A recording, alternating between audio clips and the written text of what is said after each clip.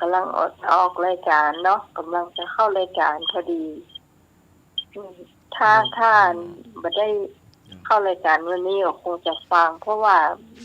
มันน่าลุ้นนะเจ้าเพราะว่าน้ำทางเหนือนี่มานักขนาดเลยเจ้าคุณผู้ฟัง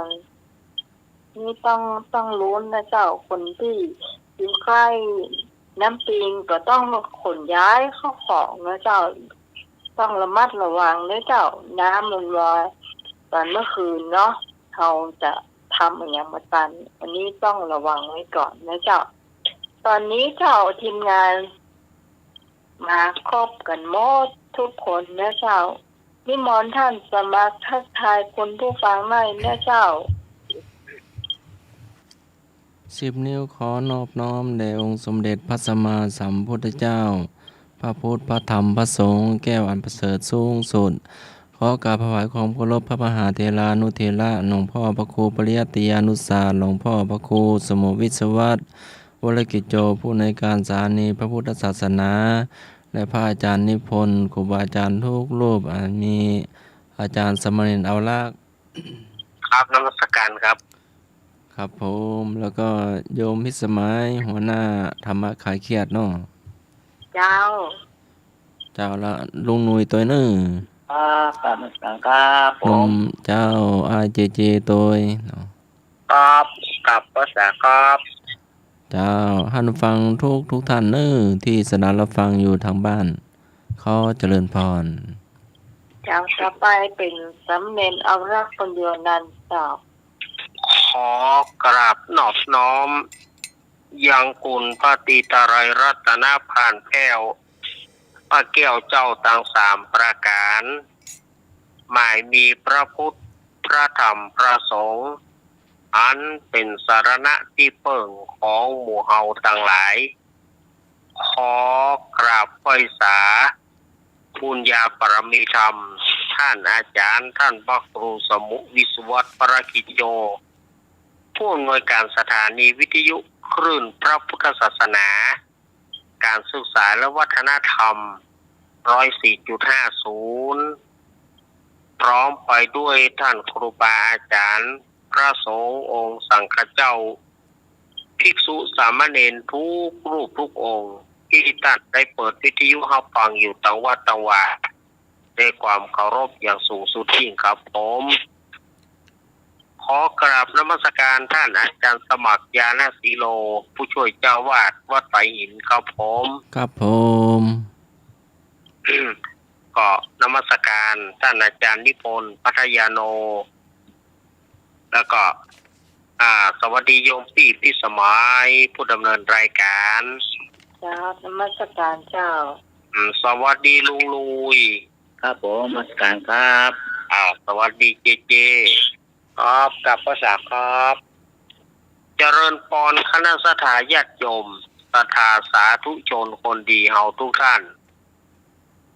มาแล้วเนอะรายการธรรมะคลายเครียดมาแล้ววันนี้มาปากันเป็นวันเสาร์ที่1 ตุลาคมพุทธศักราช 2565 เดือนเกียงหรือว่าเดือนอ้ายเหนือเดือน11ใต้ออกมานี่6 ค่ำวันนี้วันนี้นิมิตหมายอันดีเนอะวันนี้นะ6 ค่ำเพิ่นบอกว่าลงเรือสำเภาไปกะวันนี้ถ้าไผทำการมงคลอะไรดีเนอะวันพุธนี้เป็นวัน7 ค่ำเลิกพอดีตัวแล้วก็เป็นวันเสียประจำเดือนตัวเนาะมันจะเป็นว่าสิ่งเนี่ยเคาะอยู่ท่าคอยโจรเคาะอยู่ท่าคอยโจรโดอันนี้ตามเป็นวันผีหัวหลวงวันฮือก็เป็นวันพระวันศีลแต่ก็เป็นวันผีหัวหลวงสารวนบ่เมียนสถาญาติโยม 2ทะเลินนี่บ่เข้าท่าเนอะท่ามกลางบรรยากาศฝนตกตลอดทั้งวันสถานญาติโยมวันนี้นะโอ้โหก่อนที่จะเข้ารายการนี่ก็ยังตกอยู่มีการน้ำสถานญาติโยมต่ำพวงวัดได้นะลานวัดได้นะมีการน้ำ วัดโมทากับมีก็น้ำบอกก่อนแล้วเนาะ ครับ อันนี้ก็สถานญาติโยมก็เนี่ยเนอะสถานญาติโยมก็ระมัดระวังเนอะบ่แจ้ระมัดระวังบอกว่าจะเข็บแมงป่องกาไอ้อย่างกาก็ต้องระมัดระวังเนอะไปที่ไหนเนาะหน้าฟ้าหน้าฝนเอาละอาตมาภาพอารามพบน งานวันที่12เพื่อกรรมอะครับ กองพื้นคือกันอัน ช่วงที่2เนาะนะ ช่วงพื้นก่อน บอกเลย ปืนก่อนอันนี้ก็สถานญาติโยมอาตมาได้อารมพบทมานักแล้วก็ขอท่านผู้ดำเนินรายการได้ดำเนินรายการลำดับต่อไปเจริญปอน เจ้าต่อไปไอ้หนุ่ยเจ้า ครับผมครับไปข้าราชการท่านอาจารย์พระสมฤทธิ์สุวรรณนะครับอันนี้ครับท่านอาจารย์ครับสมัครครับผม เจริญพรลุงหน่วย ครับอาจารย์เงาละครับผม สวัสดีหน่วย สวัสดีพี่สมัยครับครับสวัสดีเจครับผมครับขอบคุณครับลุงนุยดีแฟนน้ำมาทุกท่านนะครับนี่วันเสาร์วันอาทิตย์แล้วครับฝนตกบรรยากาศแซ่บดีนะมาช่วยเครื่องหัวนะครับ สั่งรับกันเลย ครับดีครับ เจ้าเจเจ้า ผมขอกลับว่าษาอาจารย์สุวกิจโจห้าเหมือนกันนะครับผมขอกลับว่าษาในผมขอกลับว่าษาอาจารย์สมครเหมือนกันนะครับ เจ้าไอเจ ครับผมขอกลับว่าจะในนัดเหมือนกันนะครับ ผมขอกลับว่าจะในตะวันเฮาเหมือนกันนะครับ เห็นตะวันครูฟังอยู่เนาะ ครับผมขอครับสวัสดีแม่บุญโดยดื้อแม่ตะล่อมโดยดื้อ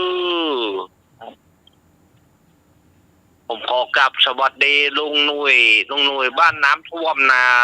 ครับสวัสดีครับเจครับ ผมขอกลับสวัสดีพี่พิสมัยคนงามบ้านดอนตันแม่ริมเฮาเอาหมึกกันนะครับ เจ้าขอบคุณเจ้า ผมขอกลับสวัสดีคนที่ฟ้องขึ้น104ในเวียงเหมือนกันเด้อขึ้น104วัดไปหินในเวียงเหมือนกันนะครับ ผมขอกลับสวัสดีเหมือนกันเด้อวันที่